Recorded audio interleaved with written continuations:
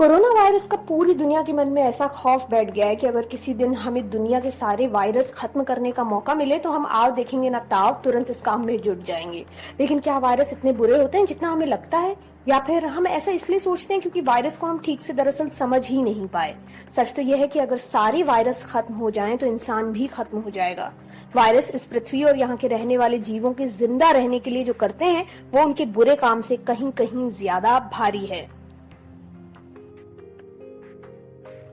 आपको जानकर हैरानी होगी कि ज्यादातर वायरस इंसानों को बीमारी नहीं देते बल्कि इकोसिस्टम का संतुलन बनाए रखने में अहम रोल निभाते हैं।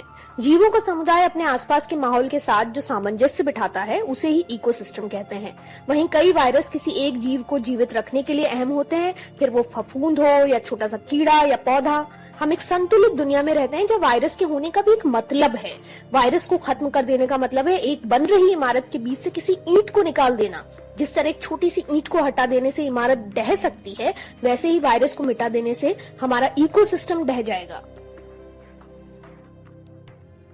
कुल कितने वायरस इस धरती पर है इसका अंदाजा तो अभी तक साइंटिस्ट भी नहीं लगा पाए हैं। इनफैक्ट ज्यादातर ध्यान पैथोजेनिक वायरस यानी उन वायरस पर लगाया जाता है जो इंसानों में बीमारियां लेकर आते हैं, लेकिन सच है कि गुड वायरस उनसे कहीं ज्यादा होते हैं और उनमें भी एक किस्म का वायरस जो धरती के लिए बहुत जरूरी है वो है बैक्टीरियोफेज। वो वायरस जो बैक्टीरिया खाता है। ये फेजेस समंदर के अंदर मौजूद बैक्टीरिया की आबादी खाते हैं और अगर ये वायरस ना हो तो बैक्टीरिया की संख्या बढ़कर न जाने कहां पहुंच जाए। वहीं गाय जैसे जानवरों के लिए तो वायरस ही मददगार साबित होते हैं। वायरस घास में मौजूद सेल्यूलोज को शुगर में बदलते हैं जो गाय के खाने पर दूध और बॉडी मास में तब्दील हो जाते हैं। उसी तरह जीवी वायरस सी इंसानों की एड्स जैसी बीमारी से लड़ने में मदद करते हैं। यहाँ तक कि इंसान के अंदर बच्चे पैदा करने की क्षमता के लिए भी वायरस ही जिम्मेदार है। जब करोड़ों साल पहले इंसानों के पूर्वजों को कुछ वायरस ने इन्फेक्ट किया था, उसके बाद ही हमारी जेनेटिक कोडिंग बदली और हम प्रजनन कर पाए।